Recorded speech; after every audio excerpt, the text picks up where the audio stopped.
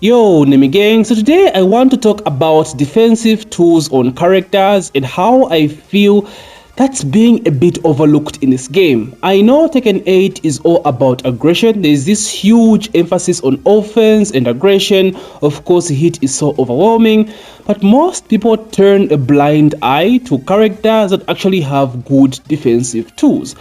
Now, what made me make this video is, of course, I have been playing a lot of Hakumram. I made a video about him a few days ago, talking about how massively fun this character is, as well as Armor King. Of course, everyone and their grandmother is playing AK. He's just that good. His aura is off the fucking charts. So playing a lot of FAK, dude, I've come to realize how important it's good to have really good defensive tools on your character. Defense on Fakumram is actually horrible. Now this comes as part of the character's general weakness, right? He is a big body, can't step properly, he has insane range, so they've nerfed his defense to make up for all that. But playing this character and dealing with defense is just a horrible nightmare. It's so hard, bro. It's just so hard. But not only FAK, speaking of AK as well, AK also suffers the same issue, but not to the same degree as Fakumram, because of course Fakumram is a big body and he can't step properly, you know, all that. But Armor King actually deals with deals with offense a bit better because it does have that down forward too. Of course, it's unsafe, it has a mix up with the high, so you won't always get it all for free 100% of the time. So playing FAK and AK continuously has made me realize just how important it is to have some good defensive tools on your character. This also made me realize something very substantial to this topic, right? The best characters in this game, or the strongest characters, have a very good balance between having insane offense in the game whilst also having some good defensive tools as well. Let's start with Nina, right? One of the best characters in the game. Nina has back 4, counter 8 back 4, which you can get a guaranteed reverse ivory kata launch. She has back 2, which Arslan Ash abuses as hell. Like, Arslan Ash actually uses this tool in an insane way. I think 13 frames, counter hit, confirmable, homing string, bro. This is actually cracked. Like, it's actually sick. Just having these two defensive tools actually carries Nina with the whole thing of having one of the best offensive approaches in the game. Like, our offense is one of the best in the game. Our down forward 1 strings, all that jazz. We take a look at Dragunov. Dragunov, one of the best oppressive characters in the game, running tools, plus frames for days, amazing laws, but he does have that counter 8 1-to-1. How many times have we seen Ulsan learn this CH 1-to-1, or even Atif? That strong defensive too. We go to a character like Lee, for example. Lee has back 4, Lee has forward 4 that goes under highs. He has down 4 into CH confirm, and magic 4 as well. Only difference is Lee does not have that broken offense that these other characters have. Just having that strong defensive tool is what differentiates the greats from the good, right? The greats from the good.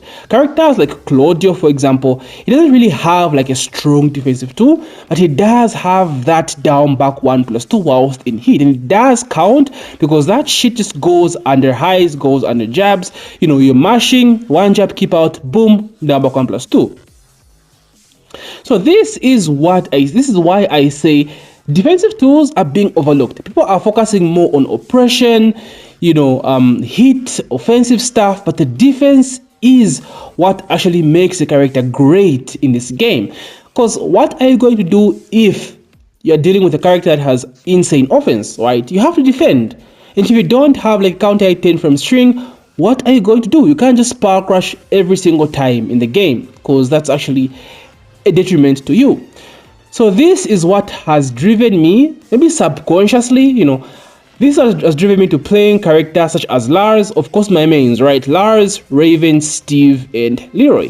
So let's take a look at these characters and talk about why I feel very comfortable playing these characters because of the defensive tools that they have to offer to help me deal with some of the bullshit in this game. Lars, let's start with Lars, right? Lars has that 1-1-1, right? Just like Drag's 1-2-1, this one is the same. This one is actually way easier to counter hit confirm, right? And it goes into hit as well. Doesn't really combo like Law's 1-on-1, but hey, it's something, okay? So having this makes a huge difference in the game. It makes a huge difference, right? We take a look at Steve. Of course, Steve has been known to be one of the best characters in the game in terms of just overall counter hit tools.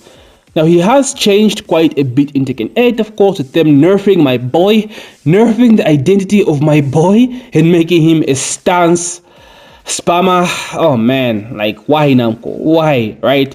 But anyway, he does have that back one, of course, as one of the best defensive tools out there. 1-2-1 is also there as well, and down for 2, right? So Steve also has that tag, having some good defensive tools to help you deal with some of the nonsense in this game. We take a look at Raven as well, who is my main, my number one main, my boy, the coolest fucking character in the game. Free. Go argue with the grandma, bro. Go argue with the grandma. So Raven, of course, has 1-4. Very difficult to counter hit confirm, but still, it's basically Dragon of 1-1 as well. He has back 2, very risky, of course, right? He has back 2+4, the parry, and wall standing 2 as well. That goes under jab, so it's very good to use in terms of just defensive utility in general, right? And then what else do they have? Of course, the power crash. Okay, I won't add power crashes because I think that's kind of like a generic defensive tool that most of these characters have. And then I've saved the best to last, because let's talk about the goat, Leroy, because man, this man's has one of the best, if not the best defensive tools in the game. The only problem with Leroy, and why I think he isn't placed with the great of the greats like the Annas and the Ninas and the Bryans and the Claudios, is because his offense is not as good in neutral. He has to go into stance, and that's where Leroy becomes an S+ character, right? Because in neutral, he has stuff like down back 4, which is -14, right? And he still has down 3-2, launch punishable on block, down 1, down 2, bad frames, you know, his lows in general are bad in neutral, not that great of mids, but when he goes into stance, he is godlike. That's what prevents Leroy from being at the top and, you know, hugging it out with the Ninas and the Annas and the Claudios and the Bryans. But in terms of defensive utility, this man has one of the best tools in the game. Of course, 1-1+2-2, one of the 1-1+2-1, sorry. One of, if not the best 10 frame counter hit tool in the game. The whole thing lands and is the easiest 10 framer to counter hit confirm in the game. It is so strong. It is so strong. Not just that, he has back 1, of course, right? He has back 1+2. The only 12 frame mid CH launcher in the game, right? Because, you know, it's Leroy. He has an orbital as well, so you have to watch your approach against his character. On top of that, he has parries, up back 1, you know, back 2, down back 1+2, right? Put in a power crash. Then this man is just a defensive powerhouse. This is why I feel very, very comfortable when playing Leroy. It's the defense, bro. Like, against every character in the game, he just has all the answers defensively. The only issue is offense, right? So I feel very comfortable on this man's because I can only have to worry about going in, right? I have to worry about my risk going in because I know down back 3 is risky, right? Down 3-2 is risky. I have to know when to use these moves. Down back 4 is -14 on block. I only have to worry about what I do when going in. But when defensive options, oh my days, I have the plethora of all the defensive tools in the fucking game. This is why I feel so comfortable with Leroy. So defensive tools, guys, do have a place in this game, and you might be sleeping on these defensive tools. If we talk about Paul, for example, Paul isn't talked about enough because outside of his great offense, his offense is great, but not to the same degree as, you know, an Anna or a Nina. And on top of that, he doesn't really have much in terms of defense. He has a sidestep shoulder, which is launch punishable on block, and down for 2, which he has going for him. It's basically that down for 2. So because of that, Paul isn't looked at in such a high regard. You know what I mean, right? But if you look at, let's see, off the top of my head, you look at, I guess Anna. I didn't touch upon Anna. Anna has that down back 4, of course. She has that back to 2 as well. The thing about Anna is, whilst her defense isn't really to the same degree as Nina, her offense is slightly better in my opinion, because Anna has so many counters that can go into a full crouch and put you in a 50-50 right there. So she does count as well. Then you go down to characters like Armor King and Fakuma, and it's just like, it's night and day, bro. It's night and day. So what my point for this video basically, guys, is defense does have a place in this game, especially defensive tools based on your character. Of course, in general, offense outweighs defense. Like I made Tekken God of Destruction last season on Raven at what, 60 defense? I think 60-70 defense, right? It had like what, 93 offense or some shit. So the offense does reign supreme, but that does not mean defense has no place in this game. Value the defensive tools you have on your character. My Leroy bros, this character is godlike at defense.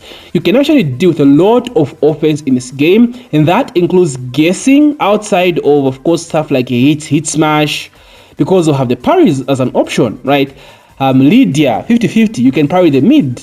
The high, of course, is unblockable, sorry, so to break your parry, but at least you have the option to parry the mid, which opens up mind games with the Lydia player.